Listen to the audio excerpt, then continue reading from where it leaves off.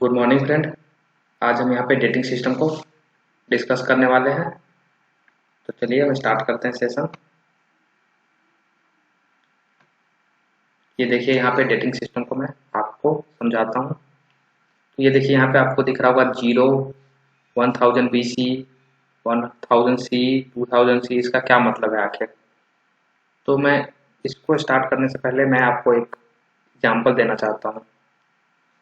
जैसे पहले के ज़माने में क्या होता था कि दो भाई हैं या चार भाई बहन है, तो किसी एक की जन्मतिथि अगर उनके घर वाले को याद है तो वो बाकियों का उससे कंपेयर कर लेते थे।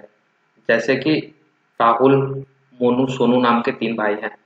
तो मोनू का जन्म सबको पता है कि इसका जन्म जिस साल भारत आजाद हुआ था उस साल हुआ था, और इसके जन्म के 4 साल बाद में सोनू का जन्म हुआ था, और सोनू के जन्म के 4 साल बाद मोनू का जन्म हुआ था।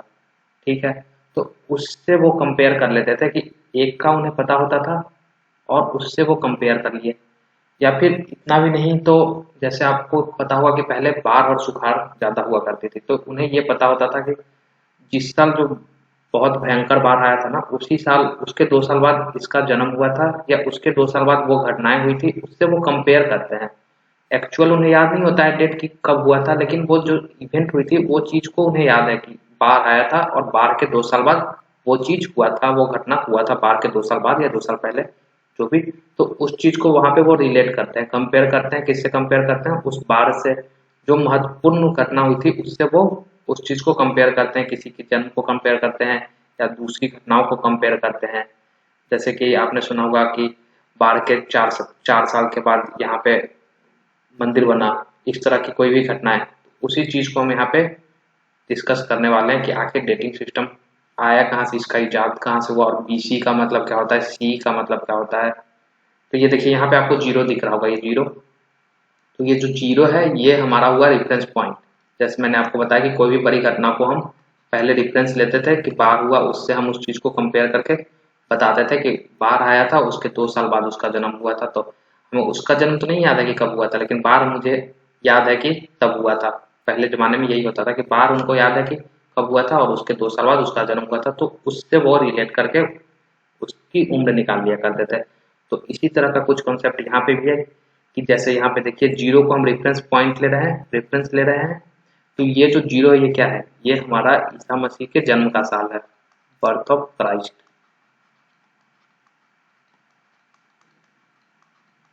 ठीक है, ये ईसा मसीह के जन्म का साल है। इनके जन्म के बाद जितनी भी घटनाएं हुई उसे हम या तो C या फिर हम AD में डिनोट करते हैं। ठीक है, तो C का मतलब होता है कॉमन एरा और AD का मतलब होता है एनो डोमिनी। और उनके जन्म से पहले जितनी भी घटनाएं हुई उसको हम BCE, बिफोर कॉमन एरा या बिफोर क्राइस्ट से डिनोट करते हैं। ठीक है, ये चीजें वैसी हुई जैसे कि मैंने आपको बताया कि अभी आप अपने मतलब दादी या अम्मा या किसी से पूछोगे कि मतलब उसका जन्म कब हुआ था, तो वो बताएंगे कि बाढ़ के 3 साल बाद, या फिर वो बताएंगे कि जब भारत आजाद हुआ था उसके बाद। कोई भी घटना है कि वो कब हुआ था तो उसको उससे रिलेट करती हैं। तो जो यूनिवर्सल डेटिंग सिस्टम है वो चीज़ यहाँ से आई है कि बर्थ ऑफ क्राइस्ट को हम रेफरेंस लेते हैं और उनके जन्म के बाद जितनी घटनाएं हुई हैं उनको हम C कॉमन एरा या AD में डिनोट करते हैं, और उनके जन्म से पहले जितनी घटनाएं हुई थी उसे हम BC या BC में डिनोट करते हैं। तो आई होप आपको ये चीज़ समझ में आया होगा। तो चलिए एक एग्जाम्पल से हम आपको समझा देते हैं। जैसे कि कोई इवेंट है, इवेंट है जो 1750 BC में हुआ था। इसका क्या मतलब हुआ? मैंने इसको अगर हमें कंपेयर करना है आज के तुलना में कि आज से कितना साल पहले हुआ था ये, तो टुडे से ये आज के कंपेरिजन में ये कितना साल पहले की घटना है। तो ये जो चीज़ है 1750 BC, तो 1750 BC क्या है? Before Christ, before the birth of Christ. मैंने मतलब कि ईसा मसीह के जन्म से 1750 साल पहले ये घटनाएं हुई थी।